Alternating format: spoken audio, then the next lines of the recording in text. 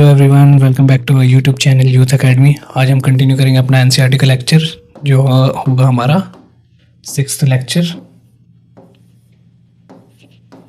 इसके बाद ये सीरीज़ हमने बहुत पहले स्टार्ट की थी। इसके बाद आपको कोई भी जो एनसीईआरटी की बुक है उसको पढ़ने की आवश्यकता नहीं है। ये हमने पूरे समराइज फॉर्म में इसमें समझाया है, एक एक डिटेल्स। तो ये एग्ज़ाम पॉइंट ऑफ व्यू से बहुत ही इंपॉर्टेंट हो जाते हैं। तो आज अब हमारा होगा 6ठा लेक्चर जो होगा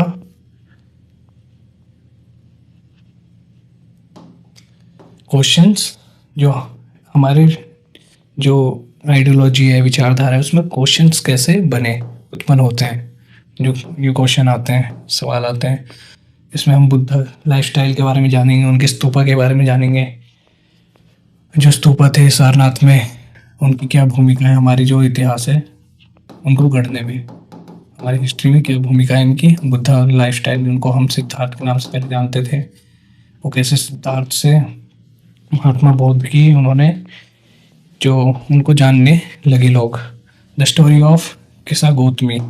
जो किस्सा गौतमी है वो हमारे संस्कृति की सबसे इम्पोर्टेंट स्टोरियों में से मानी जाती है। तो the story of Buddha start करते हैं हम अपना चैप्टर बुद्ध भगवान की कहानी से। Siddhartha also known as Gautam, the founder of Buddhism. जो बुद्धिज्म के फाउंडर है, संस्थापक है, जो संस्थापक है वो कौन है? वो है महात्मा बुद्ध। इनको हम गौतम के नाम से भी जानते हैं। जिनका बचपन का नाम क्या था? सिद्धार्थ था। New cities were developing and life was changing in the village as well as. तो नई नई जो शहर का क्या हो रहा था, विकास हो रहा था। जैसे हमने मगध देखा, कौशाम्बी देखा, वज्जी, ये सब हमने पिछले चैप्टर में जनपद और महाजनपद के बारे में जानकारी प्राप्त की। तो नए शहरों का क्या हो रहा था, विकास हो रहा था, डेवलपमेंट हो रहा था। उसके कारण जो नई विचारधारा है, लोगों में जागरूकता, एनलाइटमेंट, ये सब बहुत ही तीव्र गति से फैलने लगा, बहुत तेजी से फैला। The Buddha belong to small gana known as Shakya. तो हमने ये भी देखा था गन किसे कहते हैं।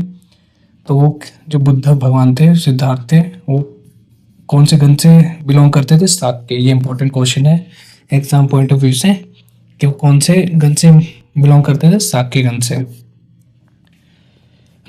शाक्य गन से बिलोंग करते थे। और जब बुद्धिज्म वाज बॉर्न अबाउट 2500 साल पहले इनकी उत्पत्ति हुई बुद्धिज्म की। ये भी इम्पोर्टेंट है। और वाज क्षत्रिय। तो बुद्धिज्म जो हमारे सिद्धार्थ थे, महात्मा बुद्ध थे, वो कौन थे? क्षत्रिय वर्ण से आते थे। हमने लास्ट क्लास में बताया कि वर्ण कितने टाइप के होते हैं, कितने भागों में बांटा गया है। उन्हें 4 भागों में बांटा गया था। पहला ब्राह्मण, फिर क्षत्रिय, फिर वैश्य जो व्यापारी होते थे, मुख्यतः ट्रेडिंग का काम करते थे, फिर आते थे शूद्र। तो अगर आपने वो लेक्चर नहीं देखा तो यू कैन रेफर। तो कंटिन्यू करते हैं हम। तो ये कौन से वर्ण से थे? क्षत्रिय वर्ण से थे Mahatma Buddha. When he was young man, he left the comfort of his home in search of knowledge. जब वो यंग थे, लगभग 30 वर्ष की आयु में थे, तो उन्होंने अपने जो कंफर्ट था, कंफर्ट जोन, जो अपने घर था, उनको त्याग कर वो किन की तलाश में चले गए? वो नॉलेज, ज्ञान की तलाश में चले गए। आपको भी पता है ज्ञान कितना इंपॉर्टेंट है किसी की लाइफ के लिए भी। अगर किसी को अपनी लाइफस्टाइल या जीवन बदलना है तो नॉलेज सबसे बेस्ट सोर्स है बदलने के लिए। तो इसी की तलाश में कौन चले गए? Mahatma Buddha.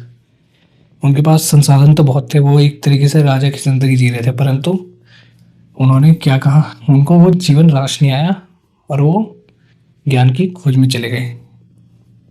Decided to find his own path to realisation, कि जीवन मृत्यु क्या है, लोग दुखी क्यों होते हैं, खुशी और दुख में ये सब कैसे एक इंसान का जीवन परिवर्तित करता है, बदलता है। तो इसी की तलाश में चले गए थे। And meditation for days and under people tree. तो उन्होंने कई वर्षों तक क्या किया? पीपल के ट्री के नीचे बैठकर। वो जगह कहाँ थी? वो बोध गया जगह थी कहाँ पर, बिहार में है आज भी।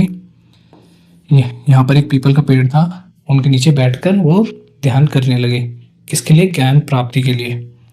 And he attend enlightenment. Enlightenment मतलब जब कोई व्यक्ति अपने आप में ज्ञान प्राप्त कर लेता है, जो उच्चतम स्तर का ज्ञान होता है, उसी को कहते हैं enlightenment. After that he was knowing as the Buddha. जब उन्होंने ज्ञान प्राप्त कर लिया तो वो क्या कहलाए, बुद्धा कहलाए। पहले वो क्या कहलाते थे, सिद्धार्थ।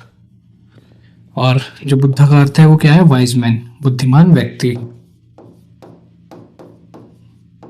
बुद्धिमान व्यक्ति कहलाए। बुद्धा का अर्थ होता है बुद्धिमान व्यक्ति। अब इसे कंटिन्यू करते हैं। आई होप यहाँ तक समझ में आया हो। he went to Sarnath near Varanasi. पहले वो कहाँ थे, वो बोध गया में थे, बिहार के। अब वो फिर उसके बाद जब उनको ज्ञान की प्राप्ति हुई तो वो अपने ज्ञान को का प्रचार प्रसार करने के लिए अपने जो धर्म है जो उन्होंने अपनाया था, महात्मा बुद्ध, बुद्धिज्म, जिनके संस्थापक थे, उनको प्रचार प्रसार करने के लिए एक जगह से दूसरे स्थान पर क्या प्रवास करने लगे और लोगों को जीवन शैली या फिर जानकारी, ज्ञान देने लगे। जैसे वो कहाँ गए थे, सारनाथ। कहाँ पर है, वाराणसी, यूपी के नज़दीक में है। Where he taught of the first time, जहाँ उन्होंने पहली बार अपनी शिक्षा को आम लोगों में सिखाया या फिर उन्हें जागरूक करने की कोशिश की। सबसे पहले कहाँ पर है, सारनाथ में। ये इम्पोर्टेंट हो जाता है, इम्पोर्टेंट फैक्ट है ये। कहाँ पर है, सारनाथ में, जहाँ पर taught for the first time, पहली बार उन्होंने सिखाया। स्पेंड द, और अपना आगे का जीवन किस में करा, ट्रैवलिंग करते हुए, यात्रा करते हुए, लोगों को सिखाते हुए व्यतीत किया, एक जगह से दूसरी जगह। The Buddha taught that life is full of suffering and unhappiness.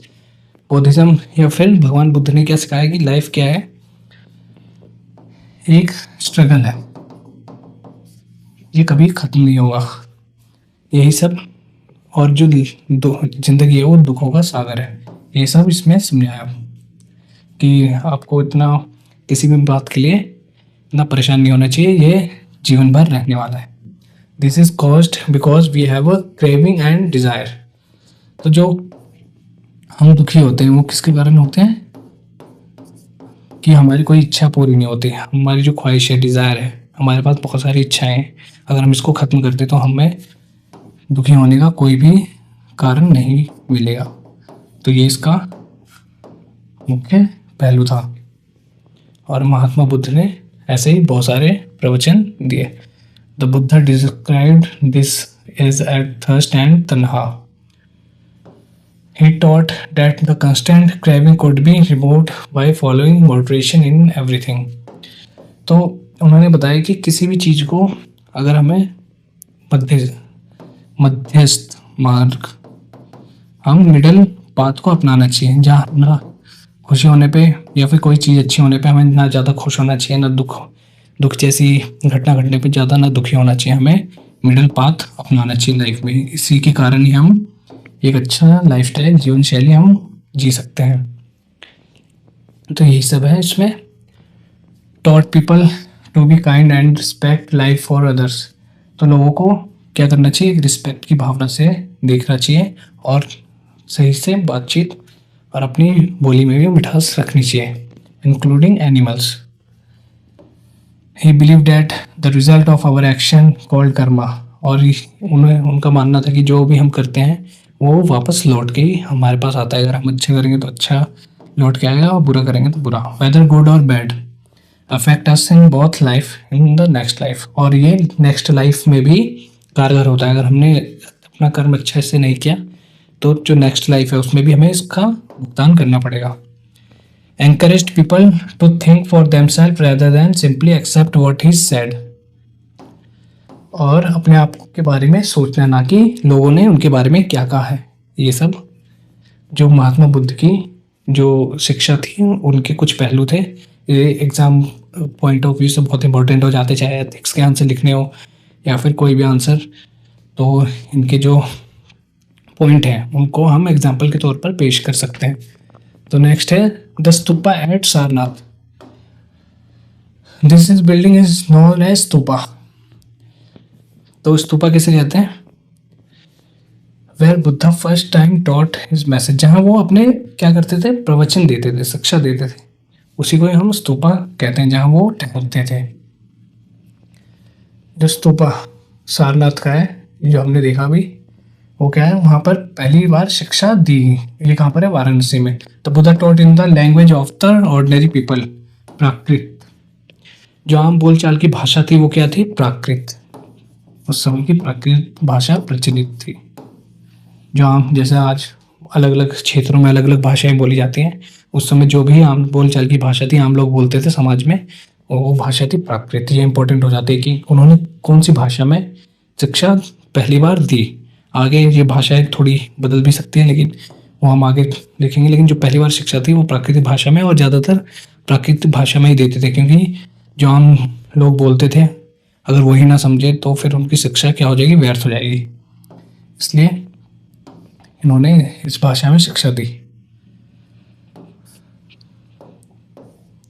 So date everybody could understand, यही बताया गया है यहाँ पे। द स्टोरी ऑफ किसा गौतमी। किसा गौतमी की स्टोरी बहुत ही फेमस है। जैसे उनका एक पुत्र था, वो क्या हो गया था, उनकी मृत्यु हो गई थी। लेकिन फिर वो उनके पास गई, क्योंकि सबने कहा कि आप बुद्ध भगवान के पास जाओ, वही आपको इस बुरी स्थिति में या फिर जो भी दुख की घड़ी है उसमें सहायता कर सकते हैं। लेकिन जब वो उनके पास गए तो बुद्धा ने कहा, bring me a handful of mustard. Mustard seed है जो सरसों का बीज या फिर सरसों की सामग्री, ऐसे घर से लाओ जिनके घर में कोई भी मरा ना हो, ऐसा कोई घर जहाँ पर किसी की मृत्यु ना हुई हो। तो किसी गौतमी क्या हुई, खुश हो गई। फिर वो दूसरे सब मतलब गांव में हर घर में जाके पूछने लगी कि आपके घर में कोई मरा है, ऐसे ऐसे। फिर उन्होंने पाया कि लास्ट में कि ऐसा कोई व्यक्ति नहीं है जो आया हो इस दुनिया में और जिसकी मृत्यु ना हुई हो। तो ये क्या है? जीवन चक्र है कि जो आया है वो एक दिन चला जाएगा। तो उन्हें यहाँ से रियलाइजेशन हुई, किन्हें? किसा गौतमी को। तो ये एक हमारे समाज में बहुत ही, ये कहानी बहुत ही प्रभाव डालती है कि हमें ऐसे कोई जो क्षण आए उसमें अपने आप को मजबूत करना है या रखना है, ताकि हम जो भी बुरी स्थिति है उसको फेस कर सकें। Upanishads. Other thinkers also tried to find answer to difficult questions. जो बुद्धिज्म के फाउंडर थे महात्मा बुद्ध, वो क्या थे? एक तरीके से थिंकर्स थे, विचारक थे। वो सोचते थे कि सत्य क्या है, दुख के क्षण, खुशी, ये सब इनका अर्थ क्या है जीवन में। तो अलग अलग थिंकर्स हैं, उन्होंने भी इसके बारे में जानना क्या कि आज जीवन के बाद, अगर मृत्यु के बाद कोई जीवन है या नहीं है, ऐसे ऐसे क्वेश्चन उत्पन्न होते हैं। Wanted to know why sacrifice should be perform, जो यज्ञ है वो क्यों किए जाते हैं, मृत्यु के बाद कोई क्षण या फिर कोई लाइफ है या नहीं। Thinkers felt that there was something permanent in the universe that would last even after death, कि कोई कुछ चीज परमानेंट है इस दुनिया में या नहीं, ये सब इसमें बताया गया है। इन द ब्राह्मण और the universal soul, they believed that the ultimately both the Atman and the Brahman were one. Many of their ideas were recorded in Upanishad. These were part of the later Vedic text. उपनिषद एक क्या होती थी? एक प्रकार की पुस्तक होती थी जो ब्राह्मण जो वर्ण थे उनके द्वारा लिखी जाती थी, जिनमें ढेर सारी विचार का आदान प्रदान होता था, जिसमें मुख्यतः कि जीवन शैली कैसी होनी चाहिए और जो शिक्षा है कि आफ्टर लाइफ कोई जीवन है या नहीं है, तो किन आधारों पर है, अगर कोई अच्छा कर्म करेगा तो उन्हें किस प्रकार का जीवन मिलेगा, ये सब उपनिषद में लिखे जाते थे। मोस्ट उपनिषद थिंकर्स वर मैन। जो उपनिषद के थिंकर्स थे वो कौन थे? मैन थे, specially Brahmins and rajas occasionally. There is a mention of women thinkers such as Gargi, who was famous for her learning and participating in debates in royal court. जो मुख्यतः thinkers थे उपनिषद में वो कौन थे? पुरुष थे। वो कौन कौन से वंश से थे? राजा जो क्षत्रिय वंश से थे और ब्राह्मण्स मुख्यतः जो थिंकर्स थे जिन्होंने लिखी थी उपनिषद में। और जो वुमन का साक्ष्य मिलता है वो गार्गी नामक महिला का मिलता है, जो एक तरीके से क्या थी, डिबेटर थी, डिबेट करती थी कि समाज की जो ये कुरीतियाँ हैं उन पर, ये सब जो भी चलन है ये सही है या नहीं है, उन पर क्या करती थी, डिबेट करती थी। कहाँ पे? कोर्ट में। कोर्ट मतलब जो राजा का दरबार होता था, royal court. Poor people were rarely took part in this discussion. जो गरीब लोग थे, समाज के वंचित लोग थे, वो इस जो डिस्कशन था उसका पार्ट नहीं होते थे, वो रेयरली देखा जाता था। वन फेमस एक्सेप्शन वाज सत्तिक कमा जबेला, who was named after his mother, slave woman Zabeli. He had deep desire to learn about reality and was accepted. जो गौतम थे ब्राह्मण टीचर, उनके द्वारा एक एक्सेप्शन देखा जाता है जहाँ एक शूद्र या फिर जो कौन थे, एकदम गरीब दासी वुमेन और महिला थी, इनका एग्जाम्पल देखा जाता है जिनमें एक इच्छा जागरूक हुई कि वो भी शिक्षा ग्रहण करेगी। तो उन्हें किसके द्वारा अपनाया गया? गौतम नामक एक ब्राह्मण टीचर थे, उनके द्वारा अपनाया गया एज अ स्टूडेंट। इसको सत्यकामा जबेला, यहाँ पर इसका एग्जाम्पल दिया गया। And become one of the best known thinker of the time. और कौन बने वो? एकदम बेस्ट थिंकर, जो सोचने की शक्ति उनकी एकदम उन्होंने विकास कर लिया था। Many of the ideas of Upanishad were later developed by the famous Shankaracharya. जो भी आइडियाज थे, विचार थे उपनिषद के, वो किनके द्वारा आए? वो शंकराचार्य, ये हमारे शंकराचार्य। अब आगे देखते हैं। The wise beggar, based on a story of most famous Upanishad. एक कहानी है ये छंदोग्य उपनिषद में। The Shaunaka and the Abhipratarin were two sages, sage means Brahmin या rishis, who worship the universal soul. Beggar said, then O sage, by not giving me food you are actually denying food to the universal soul. तो आप मुझे खाना देने के बजाय क्या कर रहे हो? वो नहीं दे रहे। The sage realized truth of what the beggar said and shared their food with him. तो कहते हैं कि जो ज़रूरतमंदों को हमें हेल्प करनी चाहिए, ना कि ऐसी कोई मनगढ़ंत कहानी पर जो सदियों से चली आ रही है। जैसे हम, इसमें तो डिबेट है लेकिन इसमें हम घुसना नहीं चाहते, लेकिन इसको छोड़ देते हैं। लेकिन हमें क्या करनी चाहिए? जहाँ पर भूखे लोग देखें उनकी सहायता करनी चाहिए, रेदर देन कि उस फूड को यार फिर कहीं पर चढ़ाया जाए। तो यही कहानी है इनकी। पनीनी द ग्रामेरियन। पनीनी कौन थे? Panini who prepared grammar of Sanskrit, जिसने संस्कृत के व्याकरण लिखी, या फिर संस्कृत के व्याकरण की संस्थापक, जिसने संस्कृत में व्याकरण लिखी, वो थे Panini. He arrange the vowels and the consonant. संज्ञा सर्वनाम को उन्होंने ऐसे अरेंज किया जिससे पूरी ग्रामर बन गई, किसकी? संस्कृत भाषा की। And then you used to create a formula like the found in algebra, और उन्होंने algebra में यूज़ किया, जो हमारे मैथमेटिक के लिए बहुत ही, गणित के लिए बहुत ही इम्पोर्टेंट रही आने वाले समय में। He used this to write down rule of the language in short formula around। तो उन्होंने क्या किया? जो भी फॉर्मूले थे उन्हें शॉर्ट करके ऐसे, मतलब उनकी जो उत्पत्ति है, निर्माण किया, जो भी फॉर्मूले थे उनका। और उन्हें संस्कृत ग्रामर ऑफ पनीनी, जो ग्रामर ऑफ संस्कृत कहा जाता है, ग्रामर, क्योंकि जो संस्कृत की ग्रामर है उनका निर्माण किसके द्वारा किया गया? पनीनी के द्वारा किया गया था। जैनिज्म। अभी हमने बौद्धिज्म के बारे में पढ़ा कि कैसे बुद्धिज्म, महात्मा बुद्ध, या फिर जो बचपन का नाम था उनका सिद्धार्थ, उन्होंने महात्मा बौद्ध धर्म की संस्थापक या स्थापना की। तो अभी हम देखेंगे जैनिज्म। सेकंड है हमारा Jainism. The last and 24th Tirthankar of the Jainism, Vardhaman Mahavir. Mahavir के नाम से जानते हैं, कौन है 24th तीर्थकार। यहाँ पर जैनिज्म में तीर्थकार होते थे जो अपने धर्म के प्रचार प्रसार से शिक्षा देने के लिए एक स्थान से दूसरे स्थान जाया करते थे।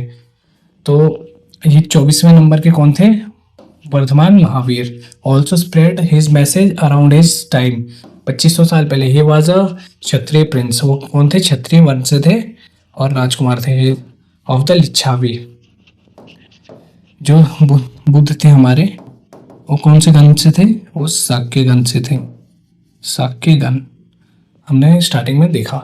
और जो ये हमारे महावीर थे, ये लिच्छावी वंश के थे। ये इंपॉर्टेंट आ जाता है। A group that was a part of Vajji sangh, जो वज्जी संघ का पार्ट था। लिच्छावी वंश से थे हमारे Mahavir. At the age of 30 he left home and went to forest for 12 years and he had lonely life at the end which is attend enlightenment. तो उन्होंने क्या किया, 30 वर्ष की उम्र में अपना घर बार छोड़ के ज्ञान की तलाश में वो कहाँ चले गए, जंगल में चले गए और 12 साल वहाँ पर व्यतीत किए, बिताए, और तब जाके उन्हें एनलाइटमेंट प्राप्त हुई, नॉलेज प्राप्त हुई। Jainism, it taught a simple doctrine. Doctrine means idea, विचार। उन्होंने सिंपल डॉक्ट्राइन क्या किया, सिखाया। Man and women who wished to know the truth must leave their homes. जिसको भी सच का या सत्य की खोज करनी है, उसको अपना क्या करना पड़ेगा, घर बार छोड़ना पड़ेगा। जो भी प्यारी चीज़ है, जो भी उसके लगाव से जुड़ी चीज़ है, उसको क्या त्यागना पड़ेगा। They must follow very strictly rule अहिंसा। उनको अहिंसा का साथ देना पड़ेगा, ना लड़ाई झगड़ा, मांस मदिरा, ये सब। नॉट हर्टिंग और किलिंग लिविंग बींग्स। हम किसी जानवर को मार के खा लेते हैं, इन सबको छोड़ना पड़ेगा, तभी जाके हमें एनलाइटमेंट प्राप्त होगी। तो आपने देखा होगा जैनिज्म में एकदम वेजिटेरियन होते हैं, वो बिल्कुल ही प्योर वेज होते हैं। All beings said Mahavir long to live to all life is dear. Long to live, जितना हमें लंबा रहना पड़ेगा जीवन में, उतना ही प्यार से रहना चाहिए। यूज्ड प्राकृतिक और spoken Magadha was also known as Magadhi. उन्होंने भी क्या करा, प्राकृतिक भाषा का यूज किया। प्राकृतिक, आपको भी पता है कि प्राकृतिक भाषा का लोग यूज क्यों करते थे उस समय, क्योंकि ये आम बोलचाल की भाषा थी। आम बोलचाल की भाषा थी। जो समाज के लोग थे वो यही भाषा समझते थे, इसलिए लोगों ने अपने उपदेश इसमें देना पसंद किया। प्राकृतिक spoken in Magadha was known as Magadhi. जो प्राकृतिक भाषा मगध साम्राज्य या फिर मगध महाजनपद में बोली जाती थी, उसको हम मगधी कहते थे। ये भी क्या है, प्राकृतिक है, लेकिन इसको हम मगधी कहते हैं। आगे देखते हैं हम। Followers of Mahavir who known as Jainas, जो उनके उपासक थे, किसके, जैनिज्म के, उनको क्या जैनस कहते हैं। Had to lead very simple lifes begging. उन्हें सिंपल जीवन निर्वाह करना पड़ता था, जो भी उनके उपासक थे, फॉलोअर्स थे। Begging for food they had to be absolutely honest. उनको ईमानदार होना पड़ता था, खाने की तलाश में एक जगह से दूसरी जगह मतलब खाना मांगना पड़ता था। आस्क्ड नॉट टू स्टील, और चोरी, ये सब उस धर्म में एकदम मनाही थी। Also they had to observe celibacy, ब्रह्मचर्य, कि जीवन पूरा एकदम बिना शादी के व्यतीत करना। Man had to give up everything including their clothes. Clothes भी उनको पहनना क्या था, मना था। तो ये सब इंक्लूड है इसमें। Jain, the word Jaina comes from the term Jina means conqueror. Conqueror means यात्रा। ये जो जीना है उस शब्द से आया जैना, जिसका अर्थ है जीवन क्या है, एक यात्रा है। उसको हमें यात्रा के तौर पर देखना चाहिए और हमें ईमानदार रहना चाहिए। इनके उसमें कौन कौन से वो थे कि हमें क्या क्या मानना पड़ेगा, चोरी नहीं करनी चाहिए, नॉट टू स्टील यहाँ पे लिखा गया है, और हमें हर चीज़ का त्याग कर देना चाहिए इंक्लूडिंग क्लोथ्स। और इसके साथ वो बुरे विचार को भी हमें त्यागना चाहिए। Jainism was supported mainly by traders. जो जैनिज्म था वो मुख्यतः ट्रेडर्स, वेश्य थे, उनके द्वारा सपोर्ट किया गया। फार्मर्स, जो रिच फार्मर्स थे, who had to kill insect to protect their crops, who had to kill insect protect their crops, जो क्या कीड़ों को मारते थे अपने फसलों को बचाने के लिए। Found it more difficult to follow the rules. लेकिन जो किसान थे, ट्रेडर थे, उन्होंने जैनिज्म का क्या किया, सपोर्ट किया। लेकिन जो फार्मर थे उन्होंने इसका क्या किया, सपोर्ट उतना नहीं देखा गया, क्योंकि जो फार्मर को क्या था, अपने जो खेत फसलें हैं उनको बचाने के लिए जानवर कभी कभी और इंसेक्ट उनकी हत्या कर देते थे अपने फसलों को बचाने के लिए। इसलिए ये जैनिज्म में मानना इनके लिए थोड़ा कठिन हो जाता है, क्योंकि वहाँ पर लिखा गया है कि किसी भी किलिंग को सपोर्ट नहीं किया जाएगा जैनिज्म में। तो इसलिए Jainism spread to different part of North India and to Gujarat, Tamil. तो कौन कौन से पार्ट में जो जैनिज्म है वो स्प्रेड हुआ, फैला, नॉर्थ इंडिया में फैला, वो कौन कौन सी, तो गुजरात, तमिलनाडु और कर्नाटक, ये 3 राज्य मुख्यतः जहाँ पर जैनिज्म आज भी देखा जाता है और पहले भी देखा जाता, यहाँ पर फैला गया था। The teaching were written down in the form which they were presently available. जो उनकी शिक्षा थी वो रिटन, एकदम लिखी हुई शिक्षा है, एक बुक टाइप में, उसको वाला भी कहते हैं। एक जगह है वहाँ पे शिक्षा प्राप्त, मतलब जो शिक्षा के साक्ष्य थे, जैसे उपनिषद हो गए, जो भी उनके रूल्स नियम थे, वो कानून, वो उसमें लिखे गए जाते थे। वैसे जैनिज्म की जो पुस्तक है उसमें भी उनके साक्ष्य देखे जाते हैं, जो गुजरात के कहाँ पर, वाला भी जगह पे प्राप्त हुई है 1500 साल पहले। द संघ, both Mahavira and Buddha felt that only those people who their homes could gain true knowledge। Mahavira और किसने, महात्मा बुद्ध ने क्या शिक्षा दी कि जो भी व्यक्ति अपने जरूरती चीज़ें, जो मेटेरियलिस्टिक चीज़ें हैं, जैसे घर हो गया, कोई भी प्यारी चीज़ है अपनी, उसको अगर वो त्याग कर सकता है, तभी वो क्या कर सकता है, एक एनलाइटमेंट या नॉलेज की उत्पत्ति या अपने अंदर शिक्षा का विकास कर सकता है, तभी जब वो अपने घर बार को छोड़ दे, अपनी प्यारी चीज को त्याग दे। They arranged for them stayed together in the sangha an association. संघ क्या था, एक संगठन था, ताकि वो साथ में रह सके, विचारों का आदान प्रदान हो, कोई भी समस्या हो तो साथ में उसका निवारण करे।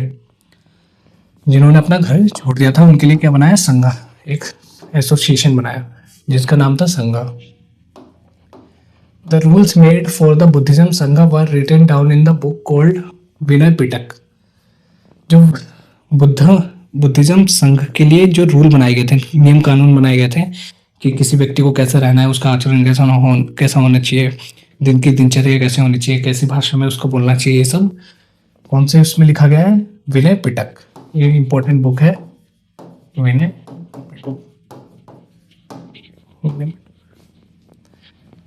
ये पुस्तक में क्या है, रूल बुक है किसी भी संघ के लिए। From this we know that there was separate branch of man and women. इसी की पुस्तक से हमें पता चलता है कि जो ब्रांच थी महिलाएं और पुरुषों की, वो अलग अलग थी, सेपरेट थी एक दूसरे से। All man could join the Sangha. सभी व्यक्ति संघ को ज्वाइन कर सकते थे। Children had to take the permission to their parents and slave. जो बच्चे थे, चिल्ड्रन थे, उनको अपने माता पिता की परमिशन लेनी पड़ती थी संघ में ज्वाइन होने के लिए। किसमें, संघ में ज्वाइन होने के लिए। जो उनका ग्रुप था बुद्धिज्म का, उसमें ज्वाइन होने के लिए किसकी, पेरेंट्स की परमिशन लेनी होती थी। किसको, बच्चों को। और जो स्लेव थे, दास थे, उनको अपने मालिक की, मास्टर की परमिशन लेनी होती थी संघ में, अगर उनको ज्वाइन होना है, शामिल होना है तो यहीं पे ये समझाया गया है। Women had to take their, और जो वुमेन थी, महिला थी, उसको अपने हस्बैंड की पति की परमिशन लेनी होती थी संघ में ज्वाइन होने के लिए। मैन एंड वुमेन जो हु जॉइंड द संघ लेड सिंपल लाइफ। जो भी व्यक्ति महिला हो या पुरुष हो, अगर उसने संघ एसोसिएशन या संगठन को ज्वाइन करा तो उनको साधारण जीवन निर्वाह करना आवश्यक है, उनको साधारण जीवन निर्वाह करना पड़ता था। They meditate for most of the time. वो ज़्यादातर अपना जो समय है वो मेडिटेशन में वो व्यतीत करते थे। They went to cities and village to beg for the food. और वो शहरों में जाते थे खाने मांगने घर घर। यही बताया गया है। फिक्स्ड आवर्स, कुछ जो फिक्स्ड आवर थे उनमें जो खाने की तलाश में, आपको पता है वो खाना वाना उनका जो उनके पास रोजगार की स्थिति नहीं थी तो वो खाने की तलाश में एक फिक्स आवर में शहरों में जाया करते थे। दे वर नोन एज भिक्षुज। जो पुरुष थे उनको भिक्षु कहते थे और जो महिलाओं के लिए यूज किया गया है भिक्षुनी, जो खाने के लिए जाते थे, मतलब खाने की तलाश में, जिनको आज हम बेगर भी कहते हैं। ये टर्म यूज सही नहीं है इसलिए हमने सही यूज नहीं किया, लेकिन जो खाने की तलाश में ये मांगने के लिए शहर जाते थे, महिलाओं के लिए भिक्षुनी यूज किया गया और जो पुरुष थे उनके लिए भिक्षु।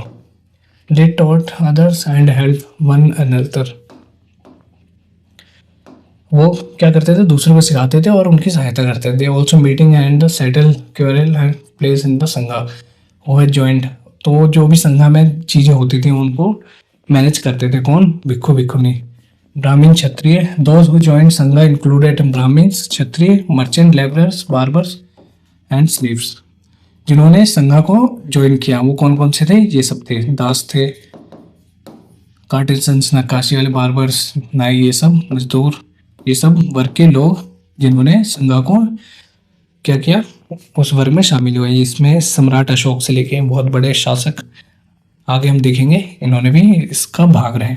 Many of them wrote down the teaching of the Buddha, some of them also composed beautiful poems. इन्होंने क्या किया, जो उनकी टीचिंग थी, शिक्षा जो भी प्रदान की गई थी बुद्धा के द्वारा, उन्होंने उसको लिखा और कईयों ने तो उस पर पोएम भी बनाई। Monasteries, as time went on many supports of the monks and nuns themselves felt need of more permanent shelters. धीरे धीरे जैसे जैसे वो क्या बढ़ने, उनका विकास होने लगा तो उन्होंने पाया कि हमें और भी शेल्टर की जरूरत है, और भी अनुष्ठानों की जरूरत है। दे वर बिल्ड, तो वहाँ पे मोनेस्ट्रीज बनाई। अर्लीस्ट विहार वहाँ जहाँ पे वो रहते थे, वन मेड ऑफ वुड, लकड़ी के बनाए जाते थे। देन फिर उसके बाद किसके, पत्थर के भी बनाए जाने लगे। सम वर इवन इन केव्स, विहार जहाँ पर वो अपना जीवन बिताते थे। और कहीं कहाँ पर होते थे, लकड़ी के द्वारा बनाए जाते थे और ईंटों के द्वारा, और गुफाओं में भी इनका साक्ष्य देखा जाता है कि गुफाओं में भी इनको बनाया जा गया है। और dug out of hill, especially western India, और जो पहाड़ी की चोटी है उनको काट कर भी इनका साक्ष्य देखा जाता है। Very often land on which the Vihar were build donated by rich merchant और लैंड। कहीं कहीं देखा जाता है कि विहार कहाँ पर बनाया गया है, एक समतल जमीन पर बनाया गया है। ये तभी संभव है जब कोई व्यापारी या कोई जमींदार उनको भूमि दान में दे। तो ये बताया गया यहाँ पे। The local people came with the gift of food, जो लोकल लोग आते थे दूर दूर से, वो खाना एक उपहार के तौर पे, खाना, कपड़े, दवाइयाँ, ये सब इनको देते थे। किनको, मोंग को। In return they taught the people, और उसके बदले में जो मोंक होते थे, वहाँ के जो पढ़ाने वाले, बुद्ध, या फिर यहाँ पर बुद्ध की बात की गई, तो उनको बदले वो शिक्षा प्रदान करते थे। इनके बदले, उपहार के बदले। A cave hollow in the hills, this is a cave in Karle, present day Maharashtra. Maharashtra का केव है ये कहाँ पर है, कार्ले में है। Monks and nuns lived and meditate this shelter, जो मॉन्क्स रहते थे और जो नन रहती थी वो इसी में ही अपना जीवन शैली बिताती थी और मेडिटेशन करती थी, meditation. The system of ashrams, अब आश्रम का सिस्टम देख लेते हैं, इसके बाद हम देखेंगे।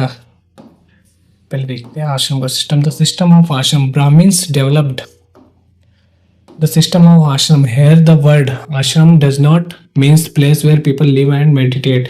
It is used for stage of life. आश्रम का अर्थ यहाँ पर ये नहीं है कि सिर्फ जीवन व्यतीत करना है, सिर्फ मेडिटेट करना है। यहाँ पर इसका अर्थ है स्टेज ऑफ लाइफ, जीवन का स्तर या फिर उनका जो लेवल है उसके रूप में यहाँ पर यूज किया गया आश्रम वर्ड को। 4 आश्रम वाज रिकॉग्नाइज्ड। 4 आश्रम को यहाँ पर पहचाना गया। ब्रह्मचर्य, गृहस्थ, सिलिबसी गृहस्थ, वानप्रस्थ और सामान्य। तो 4 आश्रम की बात की गई है। Brahmins, Kshatriya and Vaishnav mens are expected to live simple life and study the Vedas during the early. जो कौन थे? ब्राह्मण्स थे, क्षत्रिय थे और वैश्य थे, व्यापारी ट्रेडर्स थे। उनसे एक्सपेक्ट किया जाता था कि वो साधारण जीवन व्यतीत करें और अपने शुरुआती जीवन में क्या सीखें? ब्रह्म वेदास का ज्ञान प्राप्त करें। जो 4 वेदास है, ऋग वेदा जो सबसे पुराना है, हमने देखा साम वेदा, ये सब इनका ज्ञान प्राप्त करें और ब्रह्मचर्य पर अपना ध्यान है वो केंद्रित करें। Then they had to marry and live as a household. फिर उनको क्या करना पड़ेगा? तब वो अपना अगला जीवन किस पे व्यतीत कर सकते हैं? एक गृहस्थ के रूप में। गृहस्थ मतलब तब वो शादी कर सकते हैं। पहले उनको ब्रह्मचर्य हो, उनको जो शुरुआती जीवन है उसको शिक्षा और अपने स्किल्स पर ध्यान देना चाहिए। उसके बाद उनको क्या करना चाहिए? उसके बाद ही शादी और एक गृहस्थ जीवन देखना चाहिए। फिर उसके बाद थर्ड स्टेज है, they had to live in the forest and meditate. उसके बाद का जीवन उन्हें जंगल में व्यतीत करना चाहिए और मेडिटेशन करते समय, ताकि वो शिक्षा, एनलाइटमेंट और जो क्या कहते हैं नॉलेज है उसकी प्राप्ति कर सके। और लास्ट है टू गिव अप एवरीथिंग, संन्यासिन्स, हर चीज में त्याग देना, अपनी जो बॉडी है उसको लास्ट में त्याग देना। तो 4 अवस्था दी गई है स्टेज ऑफ लाइफ। पहली है ब्रह्मचर्य, दूसरे गृहस्थ, थर्ड है वानप्रस्थ, लास्ट है संन्यासिन्स। 4 देख लिया हमने। अब देखते हैं सिस्टम ऑफ आश्रम्स।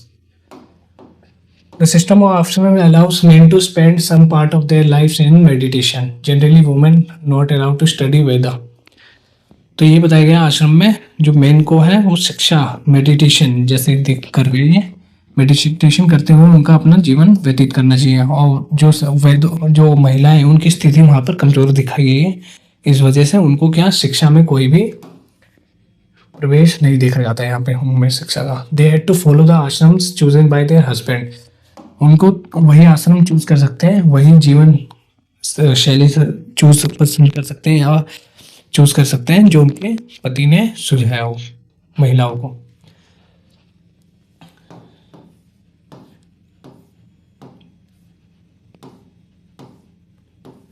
अब देखते हैं नेक्स्ट ईरान में। Zoroaster was a European philosopher. His teaching was contained a book called Avesta. ये बुक है जो ईरानियन प्रोफेट है उनके द्वारा इनमें इसकी टीचिंग लिखी गई है। ये कौन है? Zoroastrians. The language of the Avesta was the practice described in the similar to the. जो अवेस्ता में शिक्षा दी गई है वो किसके सिमिलर है? वेदा के सिमिलर है, इसलिए इसका जिक्र किया गया है। The basic teaching of Zoroastrians are contained a maxims good thought good words. इसमें वही शिक्षा दी गई है जो हमारे भारतीय मूल में या फिर भारतीय वेदों में दी गई है, जो कि अच्छा सोचना चाहिए, अच्छा बोलना चाहिए, ये सब। Here is a verse of the Zen Avesta. Lord grants strength and the rule of truth, good things. तो ये बताया गया कि जो अच्छा सोचेगा, जो लोगों की भलाई करेगा, भगवान भी उसके लिए कल्याणकारी रहेंगे, उसके बारे में अच्छा सोचेंगे। For more than 1000 Zoroastrian were a major religion in Iran. Later, the Zoroastrian migrated from Iran, settled down in coastal town of Gujarat and Maharashtra. तो कुछ समय तक वो कहाँ रहे? जो जोरास्ट्रियन थे वो उनका मुख्य गढ़ पहले ईरान था, लेकिन धीरे धीरे समय बीतने के बाद वो क्या हो गए? गुजरात और महाराष्ट्र में सेटल डाउन हो गए। उनका प्रवास कहाँ हो गया? महाराष्ट्र और गुजरात में। आई होप यहाँ तक समझ में आया। दे वर एंसेस्टर ऑफ टुडेज पारसीज, और उन्हीं को ही आज के जो पारसी जाने जाते हैं लोग वो उनके पूर्वज थे। कौन? जो राष्ट्रीय, जो कहाँ पे उनका मूल था, मूलगढ़ ईरान था। सिक्स स्कॉलर ऑफ फिलोसफी, न्याय, लॉजिक, एनालिटिक्स एंड फिलोसफी। न्याय का अर्थ क्या है? लॉजिक, जो लॉजिक पे आधारित हो, एनालिटिक और वैश्विक, few atomic building blocks and concepts, जो अंतरात्मा है, इनके बारे में बताया जाता है इसमें। वैश्विक में मीमांसा, critical interpretation of the Veda. Interpretation means किसी की, जैसे जो वेदा है उसके बारे में इंटरप्रिटेट करना, उसके बारे में जो तथ्य हैं उसको सही से बताना कि ये सही है, ये इस वजह से आया, या जो भी इसमें जो गतिविधि है उनके क्या कारण रहे, तो उसको इंटरप्रिटेट करना। इंटरप्रिटेशन ऑफ द वेदास, और मीमांसा में लिखा गया वेदांता में द एसेंस ऑफ द वेदा। और जो वेदांता है उसमें जो सार है वेदा का, उसमें वेदांता में लिखा गया है। सार मीन्स एसेंस, जो कंक्लूजन है वो। समख्य, द कॉन्शियस एंड मैटर्स, जो पदार्थ है और जो अंतरात्मा है उसके बारे में समख्य में जिक्र किया गया है। और जो योगा है, मेडिटेशन हो गया, कंटेम्पलेशन, मेडिटेशन, ये सब का जिक्र योगा में किया गया है। तो ये आज के तौर पर भी देख सकते हैं हम कितना महत्वपूर्ण है, क्योंकि जो आज का हमारा वर्तमान भविष्य है उसमें इन्हीं की भूमिका रही है। तो आज के लिए इतना ही। ये हमारा क्वेश्चन है, the Buddha encourage animal sacrifices. तो इसमें ट्रू फॉल्स है, आप अपने अंडरस्टैंडिंग से जो आपने चैप्टर पढ़ा उसके जरिए इसको लगा सकते हैं, सॉल्व कर सकते हैं। अगर कोई भी इश्यूज फेस करे तो you can raise in a comment section. तो मिलते हैं, ये चीज़ें ऐसी कंटिन्यू रहेगी। तो आज के लिए इतना ही, थैंक यू।